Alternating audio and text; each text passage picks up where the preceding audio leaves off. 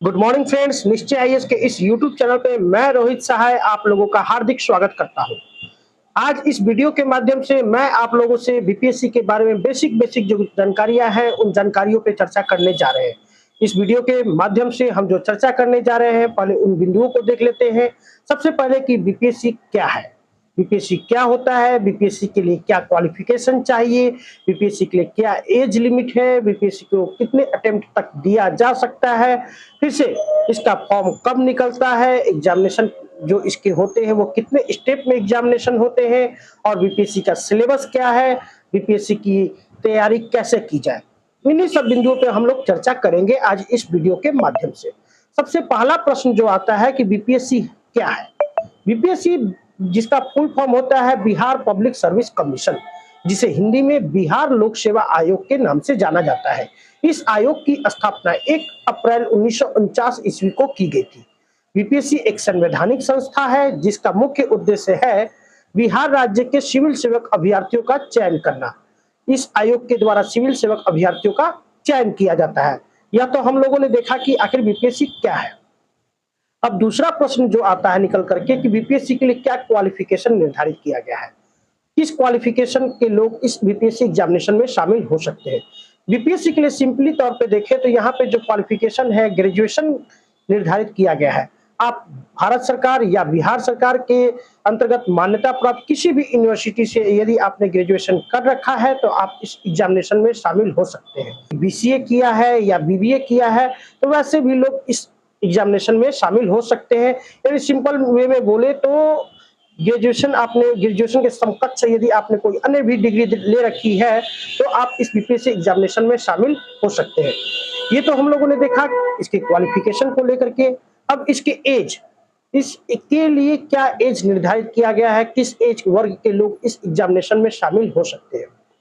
अब बीपीएससी में देखें तो एज का जो निर्धारण किया गया है वह कैटेगरी वाइज किया गया है और कैटेगरी वाइज अलग अलग निर्धारित किया गया है। जैसे कि यदि हम बातें करें तो जनरल कैटेगरी के जो कैंडिडेट है उनके लिए न्यूनतम आयु जो है 20 वर्ष और अधिकतम आयु है 37 वर्ष। वहीं ओबीसी की कैंडिडेटों को बात करें तो ओबीसी के कैंडिडेट के लिए न्यूनतम आयु 20 वर्ष और अधिकतम आयु 40 वर्ष है। वहीं एससी एसटी के कैंडिडेट की बात करें तो एससी एसटी के कैंडिडेट के लिए न्यूनतम आयु जो है वह 20 वर्ष और अधिकतम आयु 42 वर्ष। यानी देख रहे हैं कि जो जनरल कैटेगरी के कैंडिडेट हैं उनकी अधिकतम आयु जो है वो 37 वर्ष की आयु तक इस एग्जामिनेशन में शामिल हो सकते हैं। वहीं ओबीसी वाले अधिकतम 40 वर्ष की आयु तक इस एग्जामिनेशन में शामिल हो सकते हैं और एससी एसटी के जो कैंडिडेट है वह अधिकतम 42 वर्ष की आयु तक शामिल हो सकते हैं। अब एक और महत्वपूर्ण प्रश्न आता है कि कितने अटेम्प्ट तक इस एग्जामिनेशन में भाग ले सकते हैं। तो अब बीपीएससी में जो एज का देख रहे हैं कि अटेम्प्ट है, ये अटेम्प्ट कोई फिक्स नहीं है। यूपीएससी में आप देखिएगा तो यूपीएससी में वहां पे चांसेस फिक्स होते हैं, बट बीपीएससी में आप अपने अधिकतम उम्र सीमा तक जितनी भी वैकेंसी आती हैं उन सारे वैकेंसियों में आप भाग ले सकते हो। जैसे कि समझने की कोशिश कीजिएगा कि जनरल कैटेगरी के जो कैंडिडेट है उनके लिए अधिकतम आयु 37 वर्ष निर्धारित किया गया है। तो वो 37 वर्ष की आयु तक जितनी भी वैकेंसी आती है बीपीएससी की उन सारे एग्जामिनेशनों में वो भाग ले सकते हैं। ओबीसी वाले अधिकतम 40 वर्ष की आयु तक, यानी 20 वर्ष की आयु से लेकर 40 वर्ष तक जितने भी बीपीएससी के द्वारा वैकेंसी निकाली जाएगी उन सारे वैकेंसी में ओबीसी वाले शामिल हो सकते हैं। एससी एसटी वाले बातें करें तो वो 42 वर्ष की आयु तक जितने भी एग्जामिनेशन आते हैं उन सारे एग्जामिनेशन में भाग ले सकते हैं। अब नेक्स्ट आता है कि बीपीएससी के फॉर्म के लिए क्या फी लगता है। तो बीपीएससी के फॉर्म को का जो फी होता है वो भी कैटेगरी वाइज निर्धारित किया गया है। कैटेगरी वाइज जैसे कि जनरल के लिए 600 रुपए निर्धारित किए गए। जनरल के जो कैंडिडेट होंगे उन्हें 600 रुपए शुल्क की अदायगी करनी होती है। वहीं ओबीसी वाले कैंडिडेट को देखें तो उनसे भी 600 रुपए लिए जाते हैं। एससी एसटी के कैंडिडेट को यहाँ पे कुछ छूट दी जाती है और उन्हें 150 रुपए फॉर्म की अदायगी के लिए शुल्क देना होता है, जिसके बाद वो इस एग्जामिनेशन में शामिल हो सकते हैं। अब नेक्स्ट देख रहे हैं कि ये बीपीएससी एग्जामिनेशन कितने स्टेप में होता है। तो बीपीएससी एग्जामिनेशन देखें तो सामान्य तौर पे 3 स्टेप में होता है। पहला स्टेप जिसे पीटी यानी प्रारंभिक परीक्षा के नाम से जाना जाता है।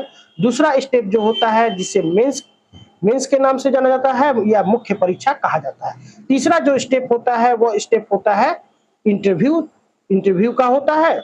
इन 3 चरणों से क्वालीफाइंग होने के बाद ही जो देखते हैं कि कोई भी अभ्यर्थी इस सफलता को प्राप्त करते हैं। पीटी का हम देखें तो 150 अंकों का होता है। ये सिर्फ और सिर्फ क्वालीफाइंग होता है, इसका नंबर कहीं भी आपके मेरिट लिस्ट में ऐड नहीं होता है।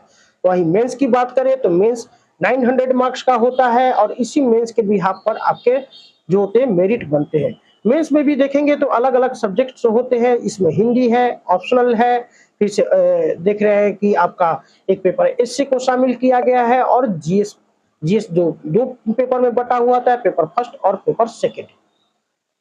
इसमें देख रहे हैं एसए जो होता है वो 300 मार्क्स का होता है, वहीं देख रहे हैं जीएस 300 मार्क्स से पेपर फर्स्ट 300 का होता है और पेपर सेकंड भी 300 मार्क्स का होता है। तो यहाँ पर देख रहे हैं हिंदी और एसए ये जो होते हैं क्वालीफाइंग होते हैं। हमारे द्वारा बीपीएससी सिलेबस को लेकर के एक बहुत ही बारीकी ढंग से समझाया गया एक वीडियो ऑलरेडी जारी कर दिया गया है। आप उस वीडियो को देख करके सिलेबस के बारे में बेहतर से बेहतर जानकारी प्राप्त कर सकते हैं। डिस्क्रिप्शन बॉक्स में भी हमने उस वीडियो का लिंक दे रखा है, आप वहां से सिलेबस के बारे में काफी हद तक आपको समझने में सहायता प्राप्त होगी। अब नेक्स्ट जो बातें कर रहे हैं कि ये जो एग्जामिनेशन होते हैं कितने कब निकलता है। पहले की अगर हम बातें करें तो पहले बीपीएससी एक लंबे अंतराल पर आया करता था, जिसमें काफी अधिक समय लग जाया करते थे, परंतु 60वीं 62वीं बीपीएससी के बाद बीपीएससी ने अपने आप में बहुत अधिक सुधार किया और उसके बाद निरंतर वैकेंसी बीपीएससी की आती रही। मान करके चलिए कि साल में एक बार जरूर आपको बीपीएससी की ये एग्जामिनेशन देना होगा और उसमें आप शामिल हो सकते हो। जैसे अभी की तुरंत नेक्स्ट जो बीपीएससी एग्जामिनेशन होने वाले हैं उसके विषय पर अगर हम बात करें तो नेक्स्ट बीपीएससी 17वीं बीपीएससी है, जिसकी पीटी एग्जामिनेशन की ऑलरेडी घोषणा हो रखी है कि 30 सितंबर को जो होगा 30 सितंबर 2024 को यह बीपीएससी पीटी आयोजित किया जाएगा। यानी साल में देखें तो कम से कम एक बार ये जो बीपीएससी की जो बहाली होगी, बीपीएससी की वैकेंसी होगी, एक बार जरूर आएगी और आप उसमें शामिल होकर के उस परीक्षा को में भाग ले सकते हैं। अब बीपीएससी को कोई भी कैंडिडेट जो क्वालिफाई करता है तो क्वालिफाई करने के पश्चात उसे कौन से पद प्राप्त होते हैं। यदि आप बीपीएससी को क्वालिफाई करते हो, पीटी भी क्वालिफाई कर लेते हैं, मेंस भी क्वालिफाई कर लेते हैं और इंटरव्यू भी क्वालिफाई कर लेते हैं, अंतिम रूप से आपका रिजल्ट प्रकाशित हो जाता है।